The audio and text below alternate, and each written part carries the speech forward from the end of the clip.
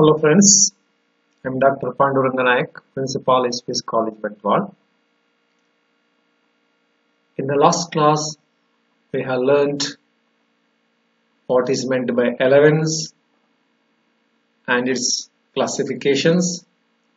Similarly, what is meant by park visit and the classification of park visits, like park visits taxable in the hands of all persons. In other words, park visits taxable in all cases. Second one, park visits taxable only in the case of specified employees. And third one, tax-free park visits. In today's video, let us study how to value the park visits. Well, we'll take up the first one, rent-free residential accommodation, and that is valued as per rule number 3 subsection 1. See, employees may be provided with the facility of accommodation at free, which may be owned by the employer or he may take on lease or rent. So thus there are two possibilities. Employer himself may own the accommodation. If not, he may hire the accommodation either on lease or on rent.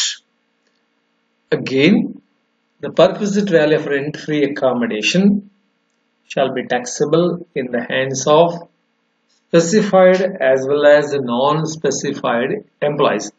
In the previous video, you have already learned what is meant by specified employees. Yes. Now we'll go ahead with how to value the unfurnished accommodation. Okay. For this purpose, employees could be divided into two categories: government employees and non-government employees. Alright, now let us see how it is valued in the case of government employees, that is central and state government employees. Here the value equal to the license fee or amount determined by such government in accordance with rules framed by that government. Any rent actually paid by the employee is deducted from such value. So if any amount is collected from the employee, then that will be concessional accommodation. So if nothing is recovered from the employee, then it is called rent-free accommodation. Okay. So in the case of government employees, value of rent-free accommodation is nothing but the license fee or the amount fixed by the government as per the rules framed by the government. If any amount is collected from that value from the employee by the employer, then it is called concessional accommodation. We'll take up the non-government employees. For the purpose of valuation of accommodation in the case of non-government employees, first we have to decide whether the accommodation is owned or hired. So if it is owned, there are three possibilities. In other words, we have to consider the population of the city where the accommodation is provided to the employee. So if the population exceeds 25 lakh in the place or in the city where he is employed and accommodation is provided, perquisite value of accommodation is 15% of salary. So 15% of salary if the city population exceeds 25 lakh. On the other hand, if the population of the city where you work or where accommodation is provided is about 10 lakh but not more than 25 lakh or not exceeding 25 lakh, then value of accommodation is equal to 10% of salary. And if the city where you work or where you are given accommodation and the population of that city or place is not more than 10 lakh, in that case value per visit is equal to 7.5% of salary. So thus when the accommodation is owned by the employer, you have to consider the population for determining the value of rent-free accommodation. That is, if the population is more than 25 lakh, 15% of salary. If the population of the city is more than 10 lakh but not more than 25 lakh, it is 10% of salary. If population is not more than 10 lakh or not about 10 lakh, it is 7.5% of salary. So what is, I'll come to that little later. So first one is where the accommodation is owned. Now we'll take up where the accommodation is taken on lease or on rent by the employer. Then the actual amount of lease rental paid by the employer or 15% of salary, whichever is lower. So the accommodation is hired or taken on lease or on rental basis, then the value per visit is the actual amount of lease rental paid by the employer or 15% of salary, whichever is less or whichever is lower. The accommodation includes what? So it includes a house, a flat, farmhouse, accommodation in hotel, hostel, service apartment, guest house, caravan, mobile home, ship, or other floating structure.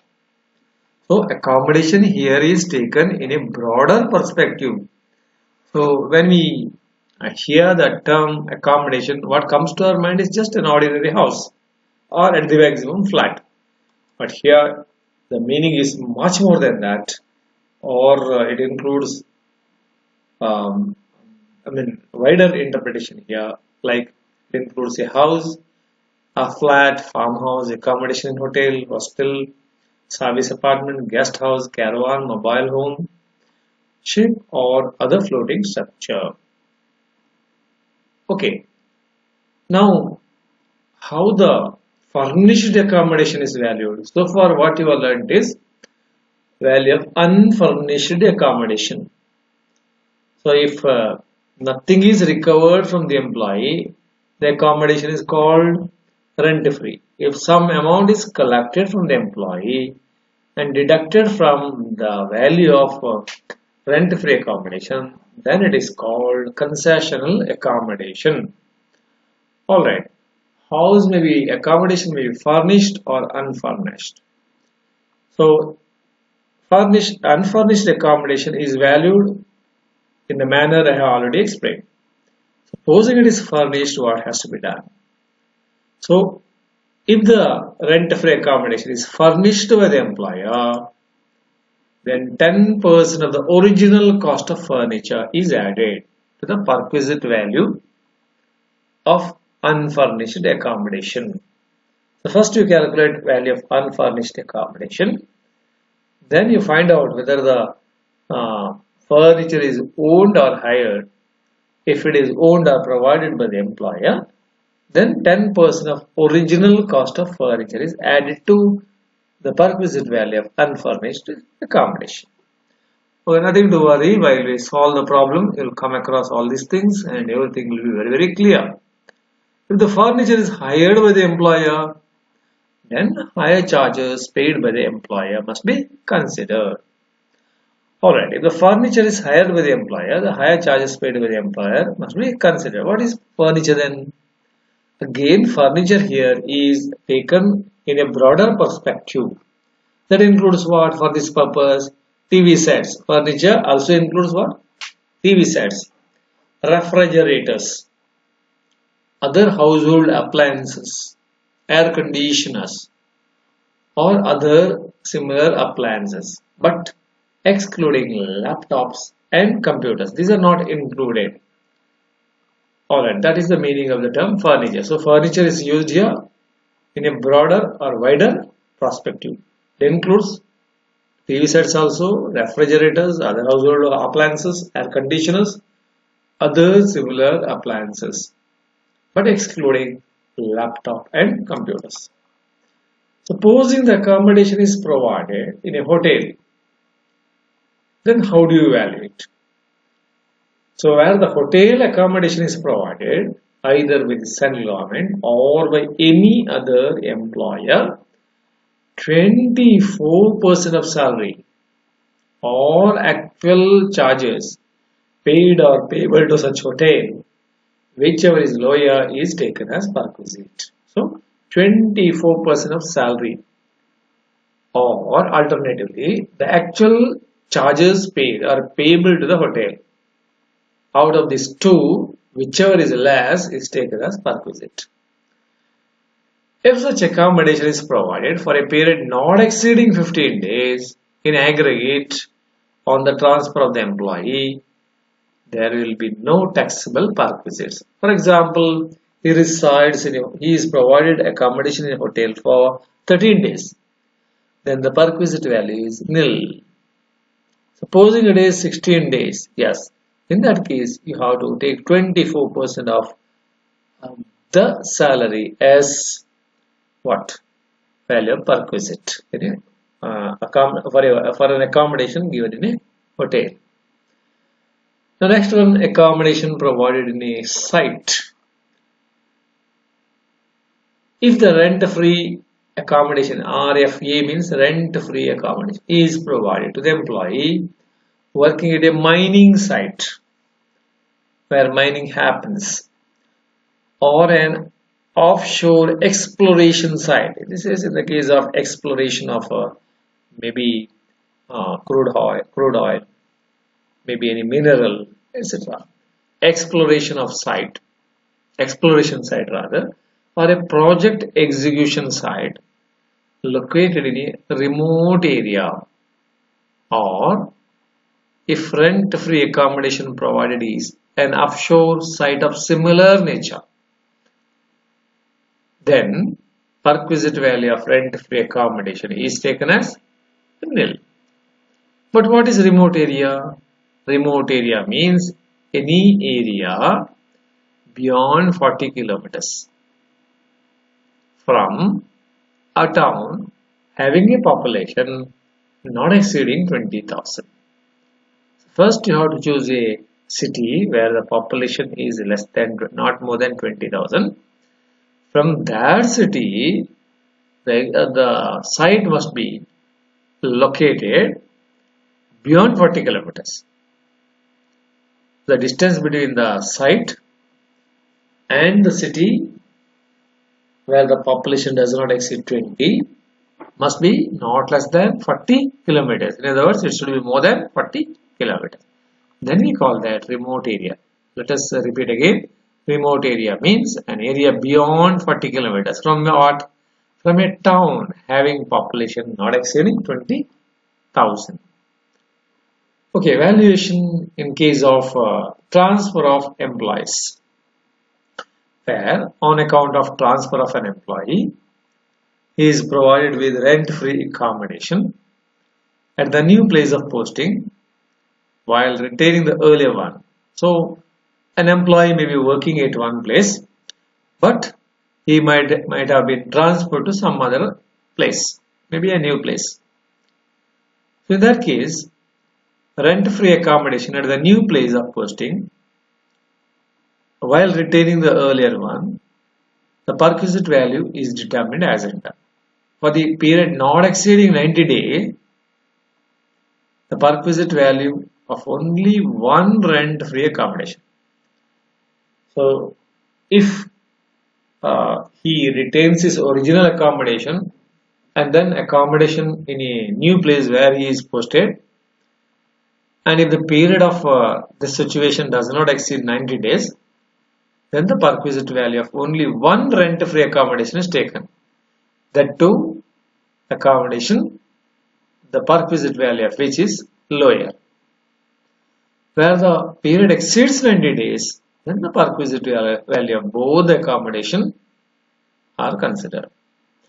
Alright, now this is about how to value the accommodation in different situations.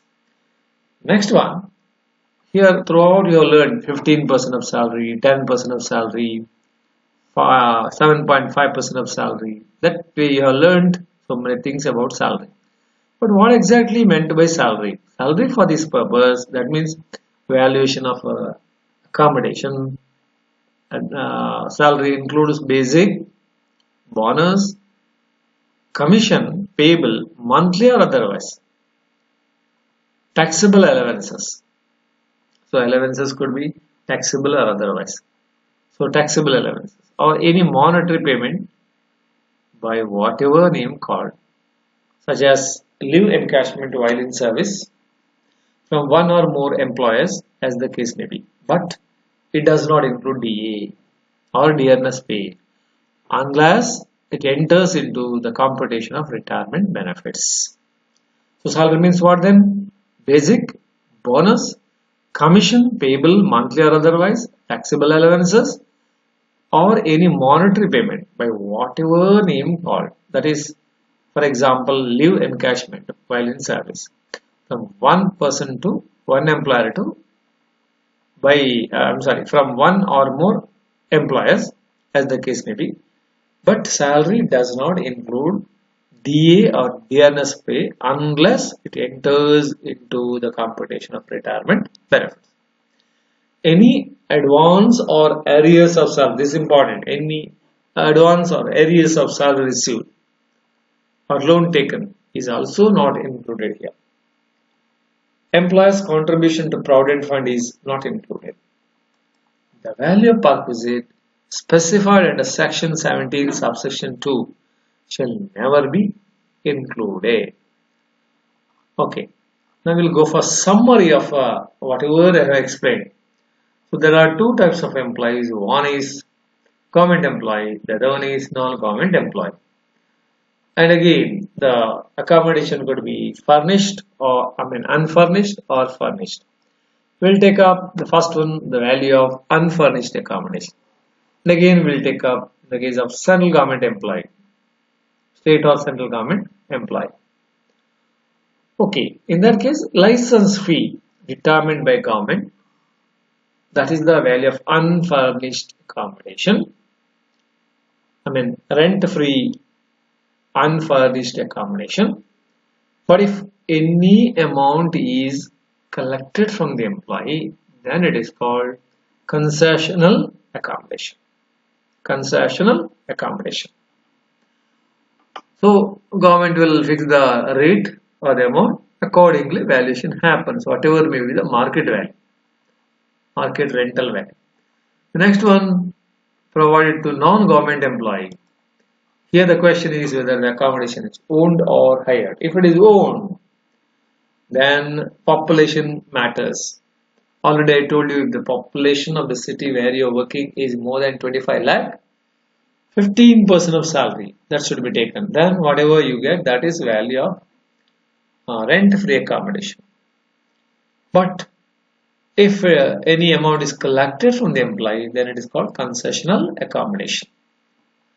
Then in cities having population exceeding 10 lakh but not exceeding 25 lakh, 10% of salary less rent actually paid by the employee, in which case that will be called concessional accommodation. In other places, it is 7.5% of salary. That is where the population does not exceed 10 lakh. Then the rate is 7.5% of salary. If any rent is collected from the employee, that will be deducted. What if the accommodation is taken on lease by the employer or on hire? Then rent paid by the employer or 15% of salary, whichever is lower. That is the value of rent-free accommodation. If any amount is collected, then that will be concessional accommodation. Then accommodation in a hotel. So 24% of salary paid or payable, or actual charges paid or payable, whichever is lower, less the amount paid or payable by the employee. Here you must remember the period of accommodation is not more than 15 days. In that case, perquisite value is nil. So this is a point to be noted by you. Alright, next. valuation of furnished accommodation. First, value of unfurnished accommodation you have to consider as calculated earlier in the previous table. Then add value of furniture provided. So here, if furniture is provided, once again, whether it is provided by the employer or it is hired by the employer. If employer owns the furniture, then 10% of original cost of furniture should be taken. If the furniture is hired, actual hire charges should be taken. That should be added to the value of unfurnished accommodation. Then you will get a value of rent-free furnished accommodation. And then if any amount is collected from the employee, then that must be deducted and the remaining value is called value of concessional furnished accommodation. Okay. Thank you.